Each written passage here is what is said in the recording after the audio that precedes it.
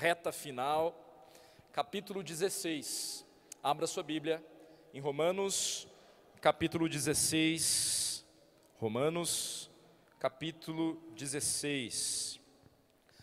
O poder dos relacionamentos na missão. Nos últimos domingos a gente tem falado muito sobre esta missão, essa obra missionária que Deus nos chamou. Pessoas comuns, missão extraordinária.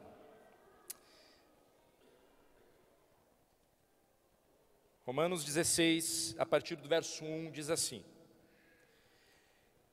recomendo-vos a vossa irmã Febe, que está servindo a igreja de Cencreia, para que a recebais no Senhor como convém aos santos, e a ajudeis em tudo que de vós vier a precisar, porque tem sido protetora de muitos, e de mim inclusive.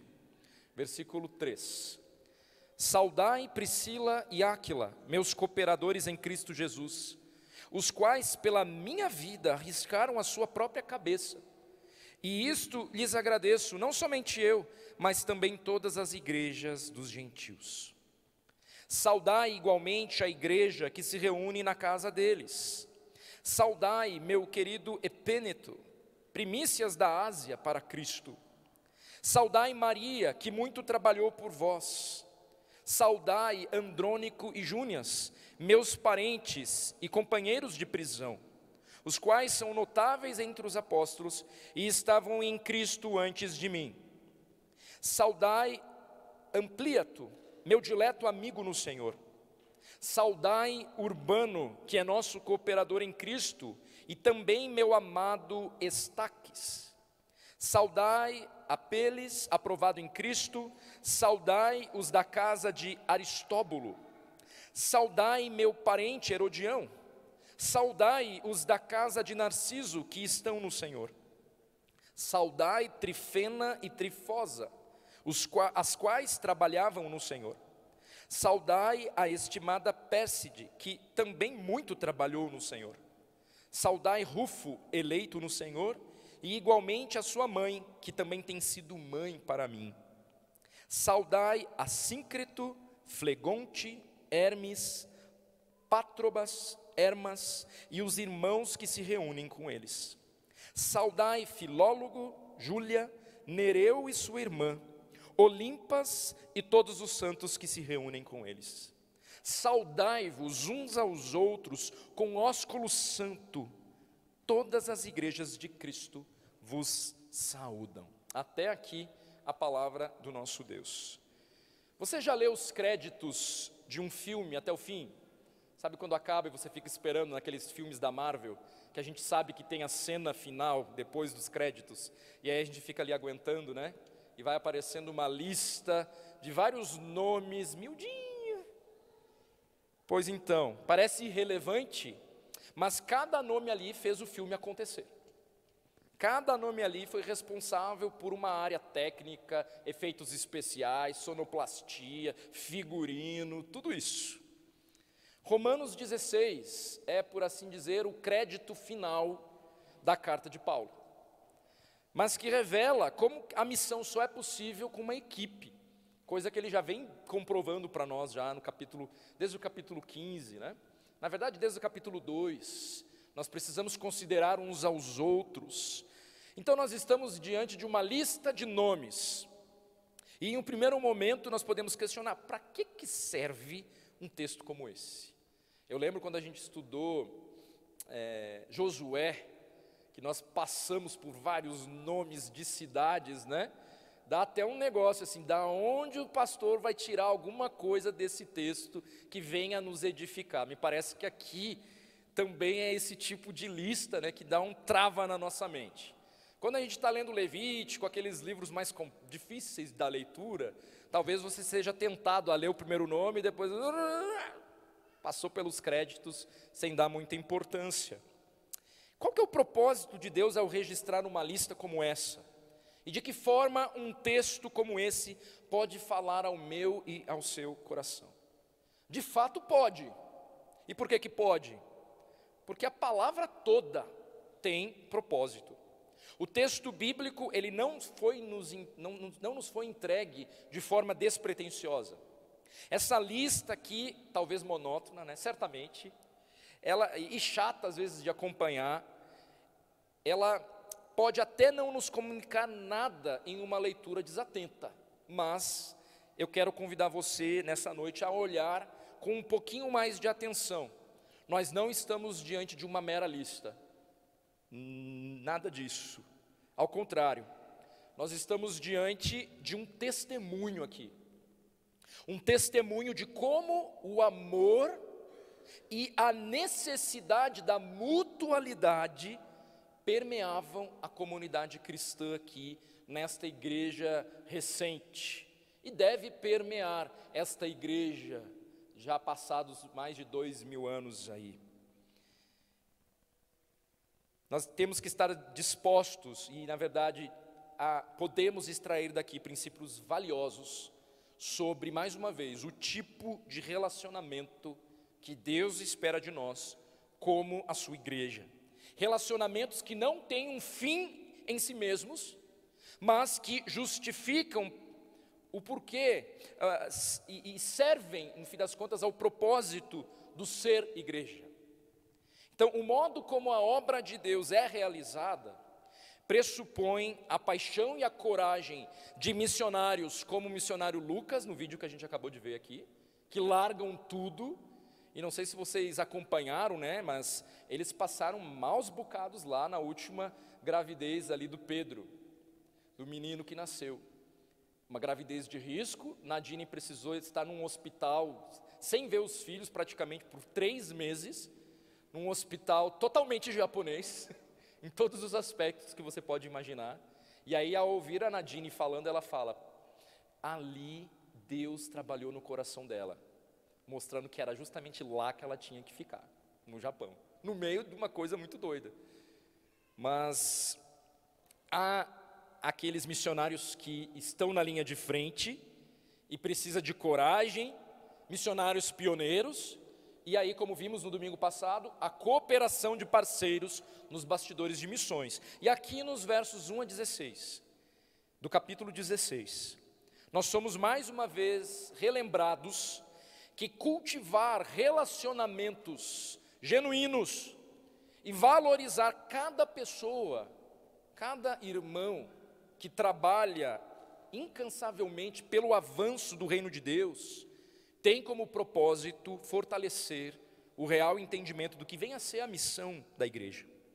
Então, irmãos, a rede de conexões que Paulo descreve aqui, que a gente acabou de ler, essa rede de conexões não é apenas social, mas é espiritualmente vital para a obra que Deus está operando nesse mundo. Ou seja, Deus salvou a sua igreja, a cada um de nós, nos deu dons espirituais, nos deu talentos, nós víamos isso hoje na classe Fundamentos, com os irmãos que estão se achegando aqui para a membresia, para que nós fôssemos um instrumento nas suas poderosas mãos, fazendo a diferença nesse mundo de trevas.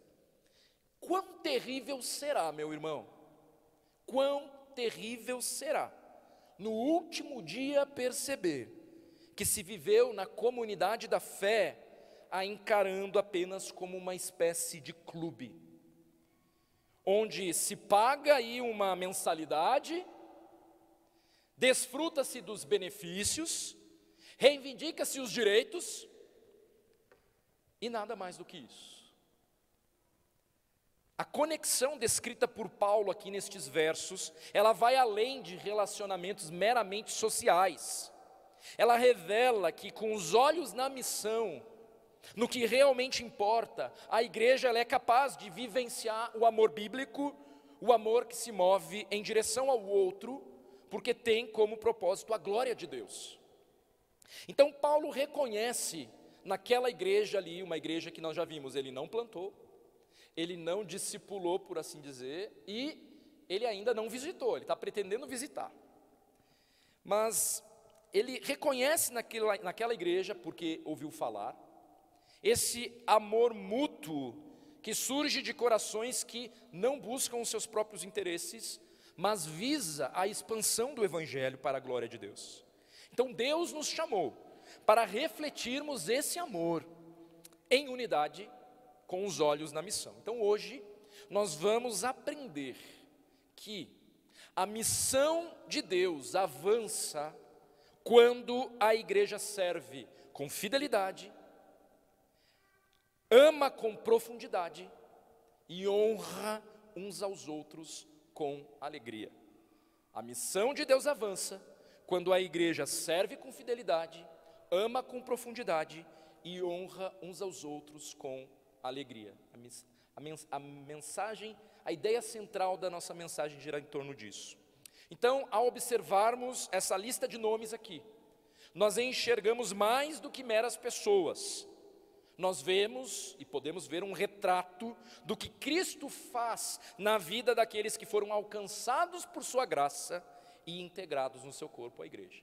Então, o primeiro ponto aqui da nossa mensagem, ele foca nos primeiros 2 versículos. A missão, ela se realiza com pessoas comuns que servem com fidelidade.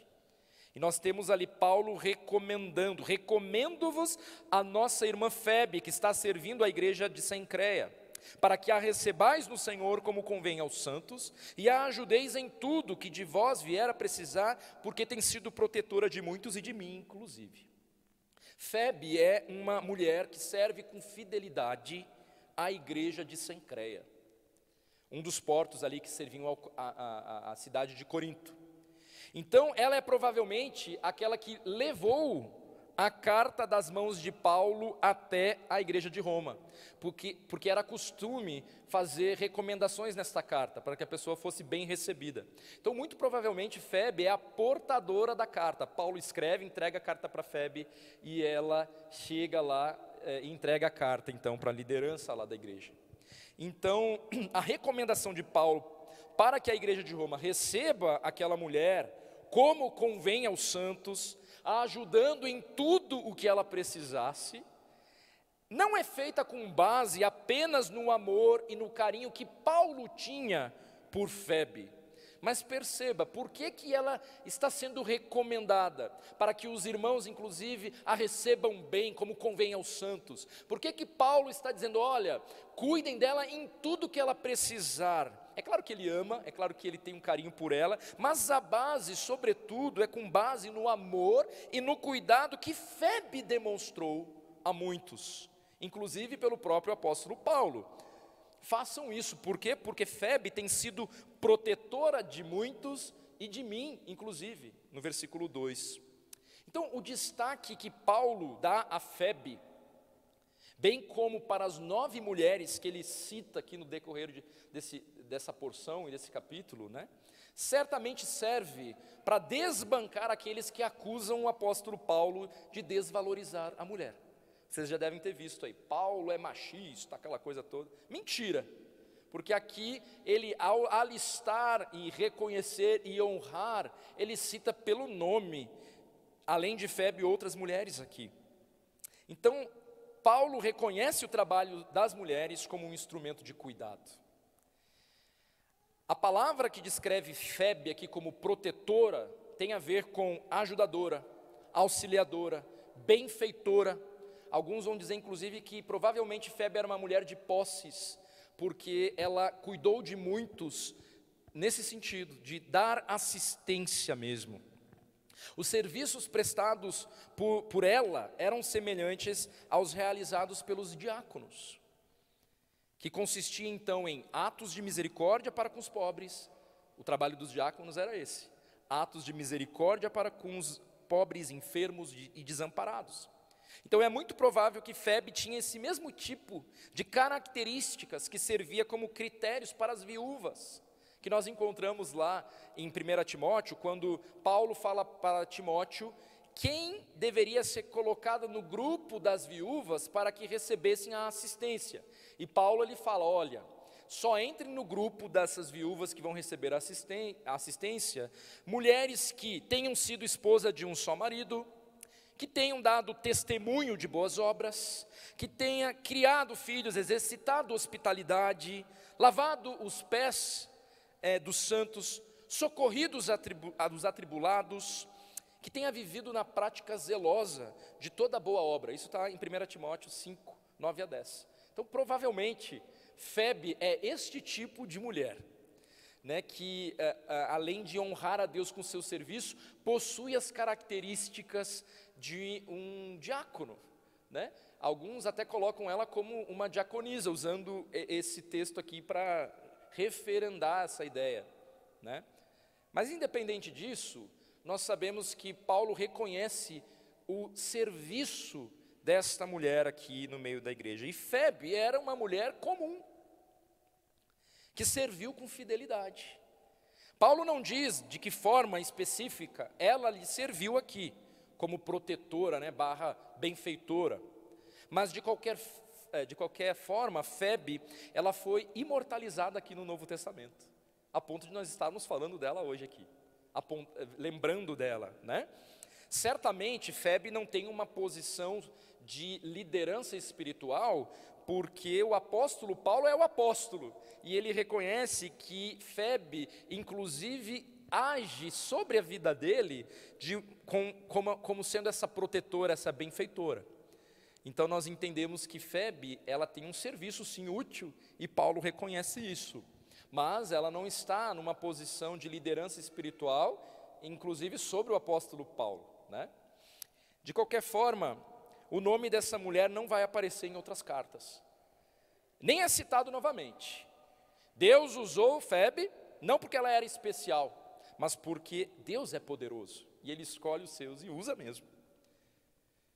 Mas o serviço fiel de alguém aparentemente simples, isso é essencial na obra de Deus. Deus usa e quer usar cada um de nós. Deus pode usar você, como Ele usou Febe, se você viver rendido à missão dEle. Então Febe foi esse instrumento de Deus, e agora ela é recomendada por Paulo em virtude da sua fidelidade a Deus. Ela receberá benefícios de uma igreja, porque ela é fiel a Deus. Imagine você agora aí, ter alguma necessidade e ser recomendado por alguém tendo em vista a tua fidelidade a Deus, por carta ainda. Olha, ajuda em tudo, porque esse aí é bom, esse aí é cabra bom, esse aí é fiel a Deus, esse aí já entendeu a missão, esse aí está investindo mesmo na obra, esse aí realmente eu recomendo, de olhos fechados. No que ela precisar então, igreja, cuida mesmo. Imagina você. E Paulo diz: ô pessoal, receba a fé bem no Senhor como convém aos santos, e a ajudeis em tudo, porque ela tem sido protetora de muitos.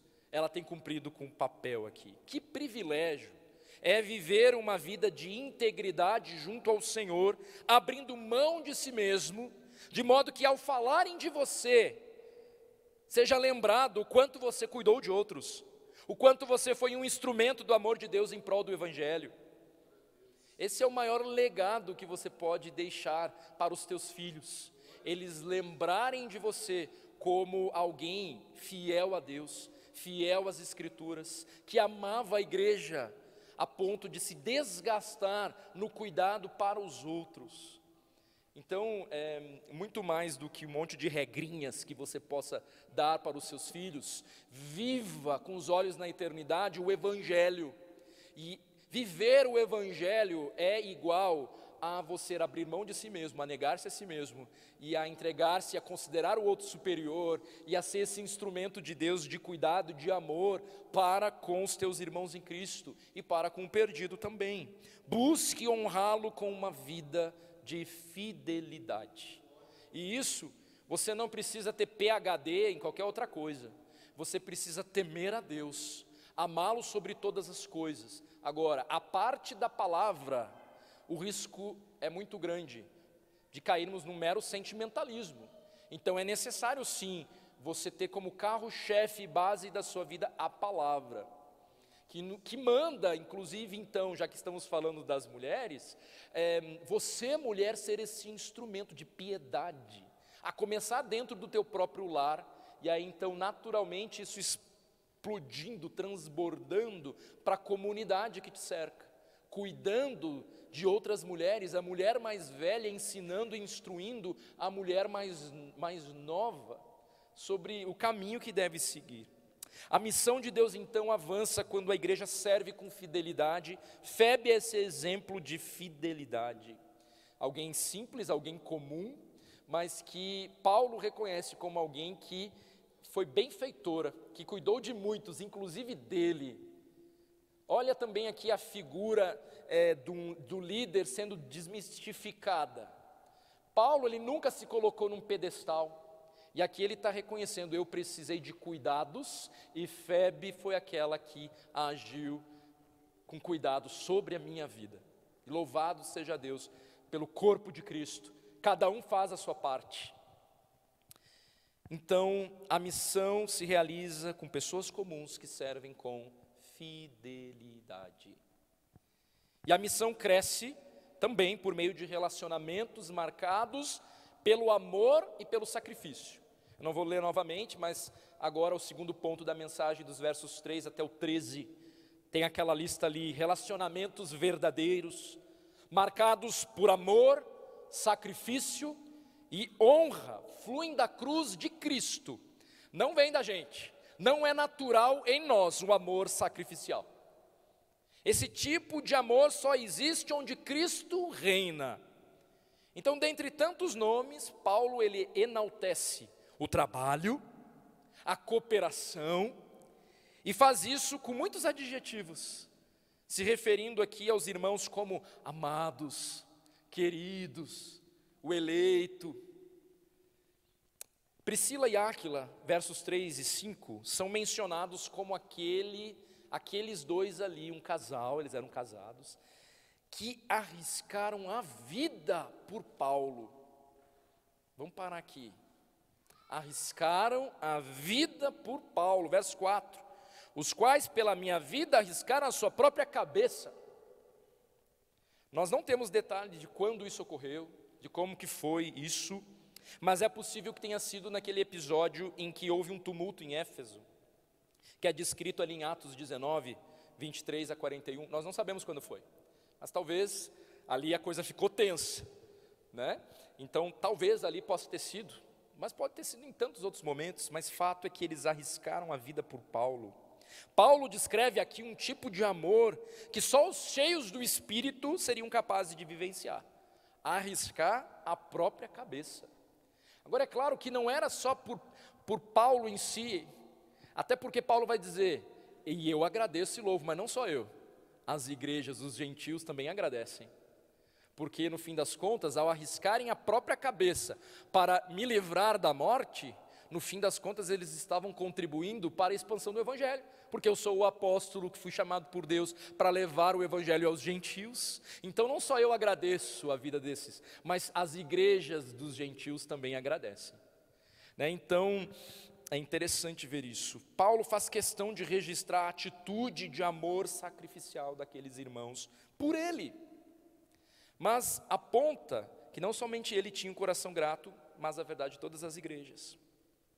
Então Priscila e Áquila, instrumentos de Deus sobre a vida de Paulo, uma família usada aqui por Deus, tanto que até mesmo agora eles estavam em Roma, e aí havia também uma igreja que se reunia na casa deles. Essa porção também aqui desses 16 versículos nos revela também um pouquinho de como é que se dava a dinâmica, né? As igrejas se reuniam nas casas, né? Então por isso que em vários momentos ele, e também saudai os que se reúnem na casa do fulano. Talvez o fulano, não necessariamente o fulano era crente, né? Tinha se convertido ali, mas os que se reuniam na casa e num contexto onde havia escravos e tudo mais. Aqui, inclusive, nessa lista de nomes, a gente pode deduzir o aspecto socioeconômico da igreja naquela época, porque há aqui nomes que são tidos como nomes que eram, vamos dizer assim, comuns na alta sociedade, e nomes comuns entre os escravos. E daí aqui pode-se ver que essa igreja já tinha alcançado, então, gente de todo tipo, de toda classe, mostrando mais uma vez que o Senhor se interessa pela diversidade mesmo, e quanto mais diverso, mais o nome dele é honrado e glorificado. É por isso que quanto mais diferentes nós somos, e quanto mais unidos nós estamos, mais o nome de Deus ainda é glorificado. Então há alegria na nossa diversidade, e à medida em que nós nos sujeitamos a Cristo e consideramos o outro superior e andamos em unidade, o mundo se confunde e Deus é exaltado e Deus é glorificado. A igreja de Roma, pela simples análise desses nomes, nos permite deduzir ou inferir alguns aspectos dessa diversidade socioeconômica. É interessante. Então olhar para essa lista, ela tem coisas sim a nos relatar, não é só uma simples lista, ela nos revela aspectos interessantes da igreja naquele momento ali. Então, cabe lembrar que Priscila e Áquila, esses nomes são lembrados porque eles estavam disponíveis, não porque eles eram extraordinários, porque eles haviam entendido, havia algo maior do que eles, a ponto de que o que importa é que a verdade seja anunciada, nem que eu venha morrer por isso. O que importa é zelar pelo que Deus zela. Eles são muito importantes aqui. Né? Se temos as cartas que temos nas nossas mãos, é porque Paulo permaneceu vivo. E Deus usou Priscila e Áquila para cuidar de Paulo nesse sentido. Eles não buscavam notoriedade, mas eles estavam dispostos a obedecer a Deus em todas as circunstâncias. E Paulo está reconhecendo isso aqui, nessa carta. Ele está reconhecendo isso. Depois, outros dois nomes que eu quero destacar aqui, Andrônico e Júnias, são outros lembrados por Paulo como participantes da expansão na missão de Deus. Ambos são compatriotas de Deus, são judeus, pertencentes à sua raça. Então, quando Paulo aqui ele fala, meus parentes, não é que são parentes de sangue deles, são compatriotas, são também judeus. É nesse sentido que ele fala que o fulano e o beltrano são parentes dele ali. Então, Paulo vai dizer que eles batalharam pelo ministério a ponto de serem presos por isso também. Outros que estão dispostos a amar de forma sacrificial. E aí você vê uma expressão que gera discussões, geram conversas a respeito disso. A expressão, são notáveis entre os apóstolos. E aí tem a ver aqui com serem reconhecidos pelos apóstolos como um casal notável, porque ambos serviam com ousadia a ponto de chegar a ser presos. Há uma discussão em torno do nome de Júnias, se era um nome masculino ou feminino, né? Então alguns vão dizer que era masculino, que na verdade então não era um casal aqui, são dois homens, e que de fato eles estão nessa mesma categoria dos apóstolos, mas se você fizer um estudo exegético aqui, olhando contextos, nós podemos afirmar que Júnia é um nome feminino, e que provavelmente, assim como foi citado Priscila e Áquila, em dupla, agora mais uma vez está sendo citado aqui Andrônico e Júnia, também em dupla, provavelmente eles sendo um casal. Aí qual que é o problema aqui desse esquema? Porque está dizendo o quê? Não tem a expressão, e eles são notáveis entre os apóstolos, aí alguém vai falar, mas como assim, uma mulher apóstola? Opa, aqui então, agora sim, tem um respaldo bíblico aqui para isso. E aí, a ideia é que essa ideia de notáveis aqui entre os apóstolos, carregaria a ideia não de que eles eram apóstolos, mas de que entre os apóstolos os reconheciam como notáveis, como um homem e uma mulher realmente notáveis, a tal ponto. Antes mesmo de Paulo, ainda quando Paulo estava nas trevas, esse casal já estava ali, levantado por Deus, sendo usado grandemente, né? Então não é um texto para que a gente tenha um respaldo agora para afirmar que uma mulher foi apóstola, então pastorado feminino, porque não há respaldo bíblico para o pastorado feminino, tá bom? Não há respaldo bíblico para isso. Mas o que não significa que Júnia não tenha sido uma mulher de fibra mesmo, grandemente usada por Deus com o seu marido a ponto de ter sido presa. junto com o marido. Né? Então essa história, né, de mulheres apáticas, isso daí é o que tentam vender com uma cosmovisão feminista, tentando desbancar ou tirarem as nossas mulheres o gosto de servir a Deus com força, com coragem, dentro do que Deus deu para elas, tentando minar o coração das mulheres como se elas fossem inferiores, porque elas têm uma outra função dentro do corpo de Cristo. Paulo está deixando claro aqui que Deus valoriza cada um, que Deus usa cada um grandemente, e cada um dentro do seu quadrado, e cada um dentro do que Deus criou para ser. Então é assim que se glorifica ainda mais a Deus. Um casal que serviu com ousadia. Então o papel de homens e mulheres comuns, disposto a amar de forma sacrificial, a dar a própria vida pelo outro, a ser preso pelo outro. A igreja então unida, composta por homens e mulheres, livres e escravos. E aí, pensando um pouquinho mais no papel das mulheres, Júnia não estava sozinha. Febe, Priscila, Maria, nomes aí para quem ainda não teve as meninas e quer ter, aqui ó, não sei porque que o Bruno não deu, Trifena e Trifosa. Pérside, talvez uma mulher mais velha, porque Paulo vai falar, Trifena e Trifosa trabalham, Pérside trabalhou muito. Essa semana eu estive lá com a irmã Gersira, né? Uma mulher que trabalhou muito para a obra de Deus, mas que agora está mais limitada mesmo por questões de saúde. Mas eu falei para ela, a senhora está viva, glorifique a Deus aqui, né? Com tudo o que você pode, com tudo que está ao teu alcance. E Deus tem abençoado a nossa irmã para, apesar de não conseguir até mesmo sair daquele quarto, ser usada por Deus. Mas é como Pérside, é como se fosse talvez a nossa irmã Gersira. E Paulo está reconhecendo, trabalhou muito mesmo, né?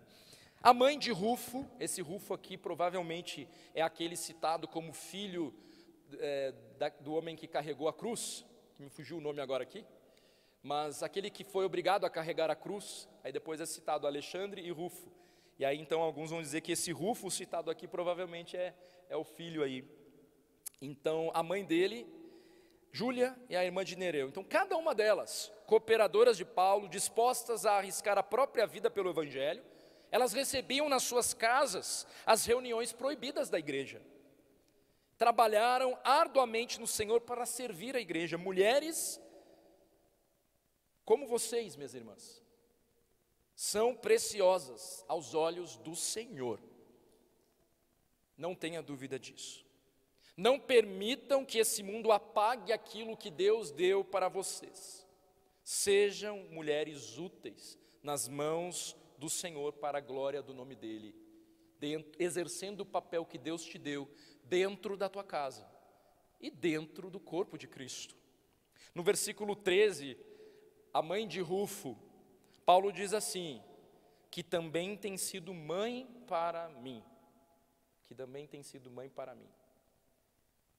Provavelmente através da hospitalidade, através do cuidado, aqui revelando que o serviço amoroso que Deus requer de nós, não são práticas mirabolantes ou grandes projetos.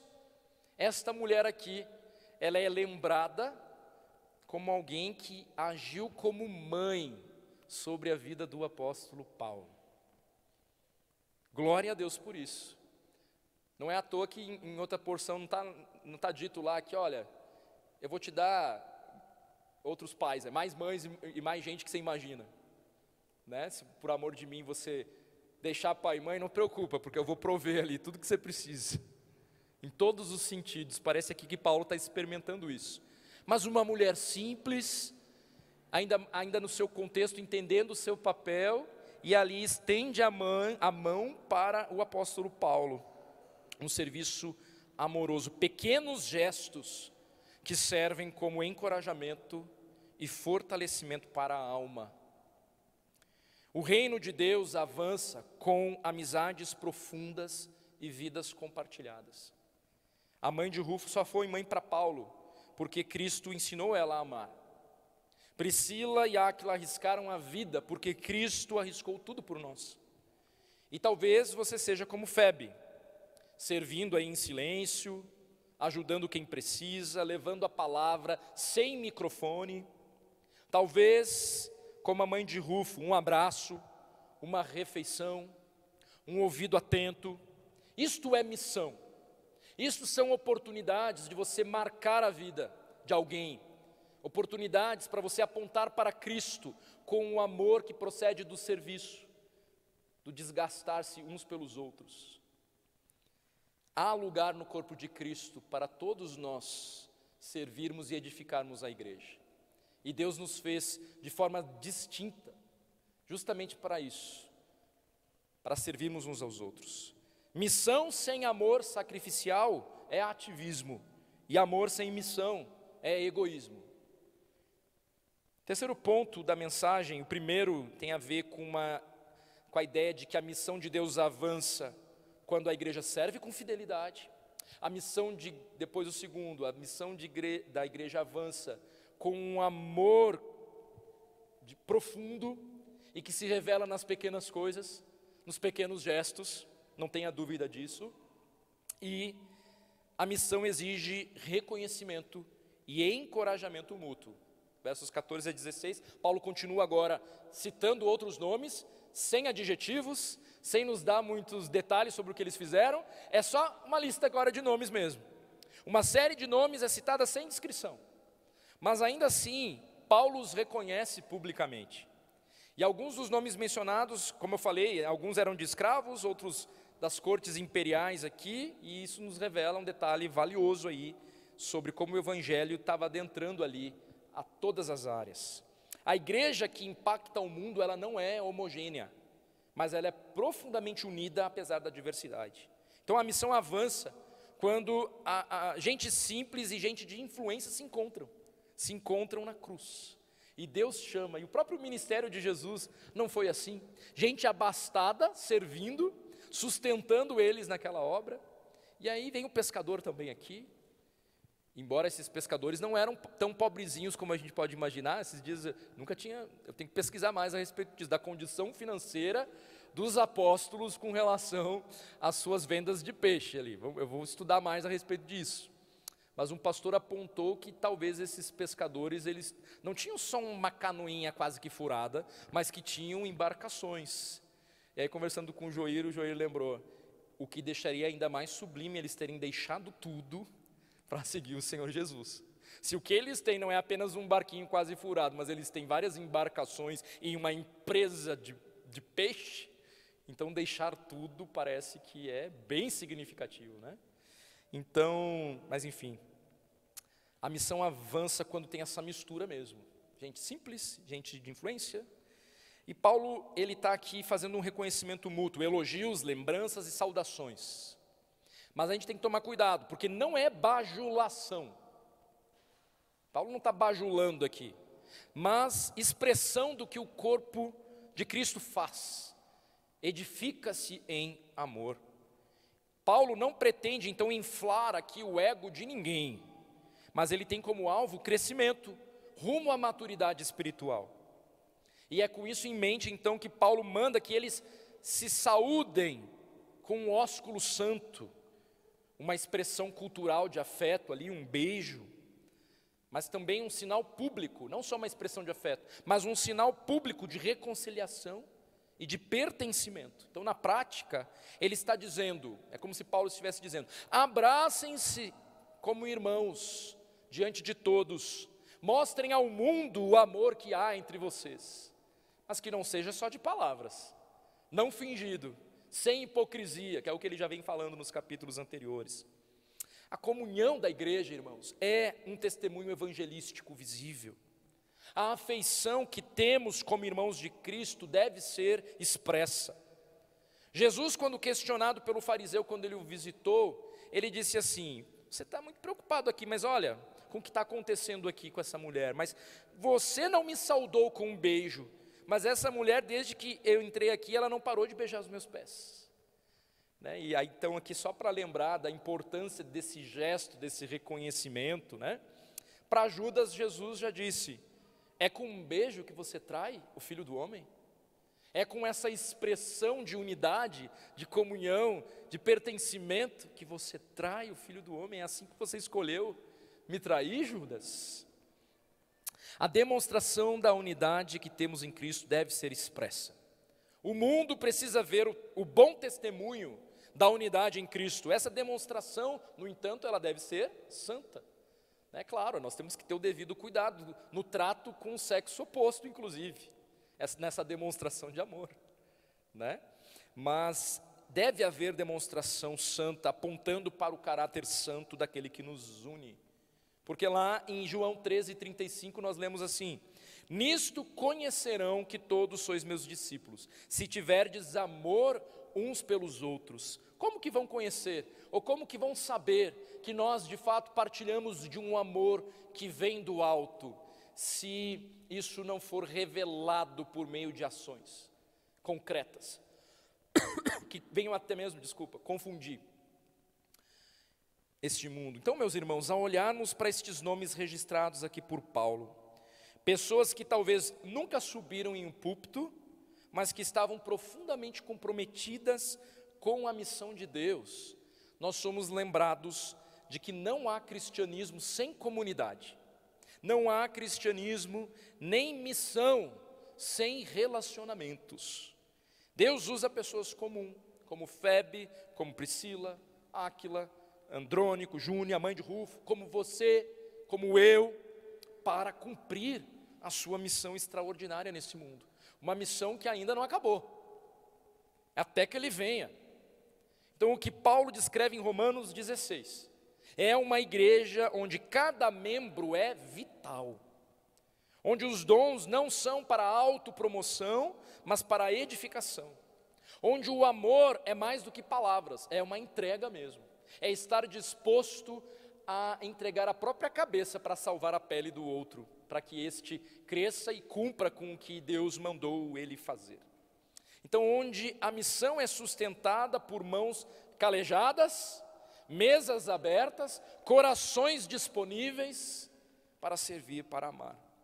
Então, meus irmãos, hoje o Senhor nos chama a viver assim, servindo com fidelidade, como Febe, amando com profundidade, como Priscila e Áquila, e honrando uns aos outros, com alegria, não com bajulação, não para colocar o homem no centro, mas sim encorajando uns aos outros, como Paulo faz com toda essa lista aqui.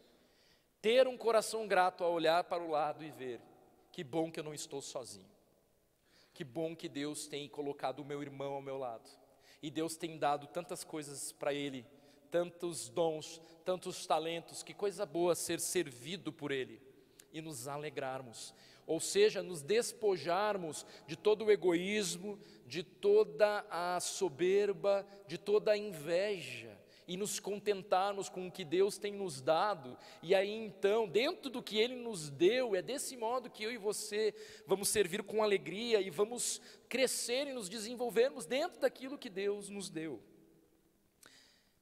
Que a nossa igreja seja esse tipo de igreja, onde cada nome importa, mas cada nome, cada um de nós está a serviço da glória de Cristo, onde cada gesto de amor é combustível para a missão. Então a pergunta para refletirmos hoje, mas durante essa semana: você está servindo a Deus com fidelidade? Você tem amado, ou temos amado, de forma sacrificial? Você tem buscado honrar irmãos e irmãs com palavras e com gestos? A gente esquece de que devemos encorajar uns aos outros, amarmos uns aos outros.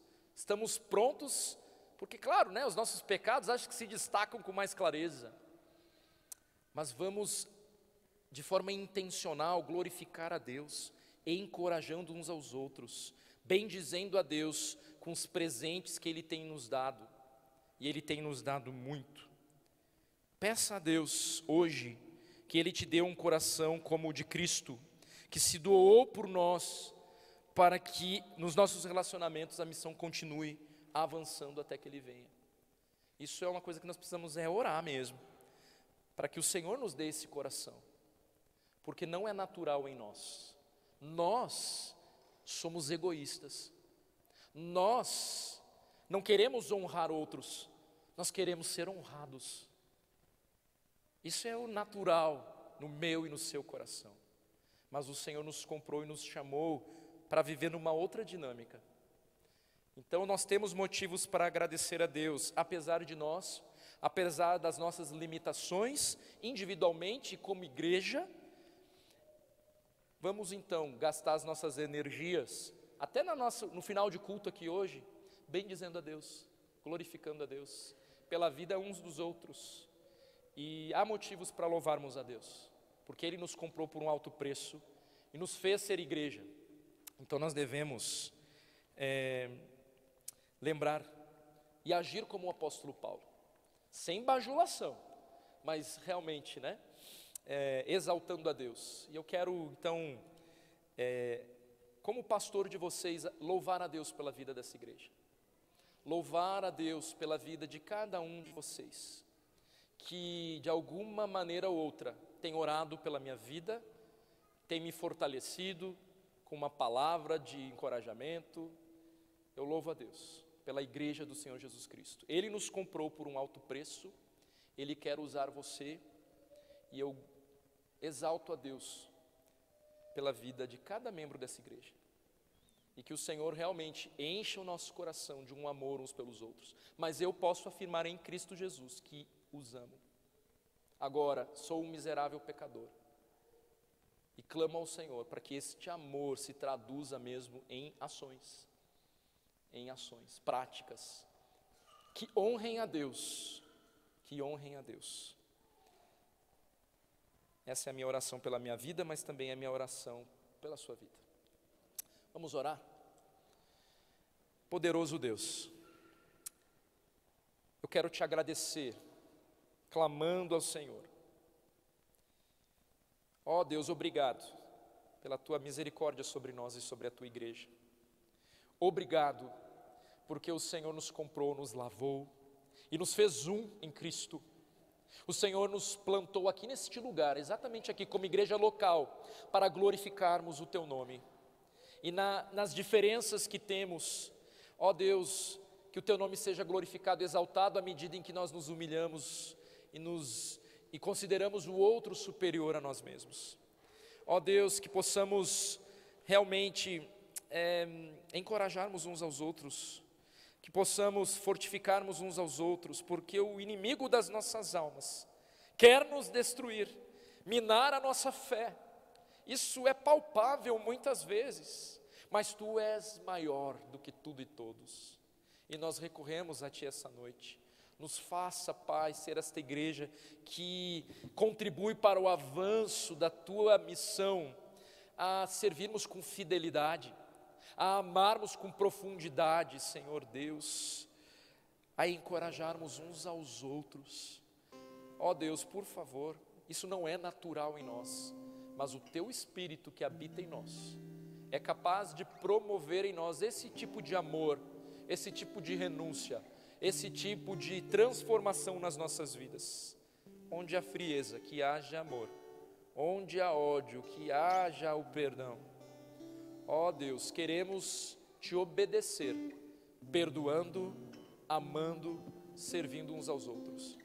Nos levante, cada um de nós, com este propósito, e que a tua missão se expanda através desta igreja, através de cada um de nós. Esse é o nosso clamor, essa é a nossa oração, em nome de Jesus. Amém e amém. Vamos cantar mais um cântico, meus irmãos?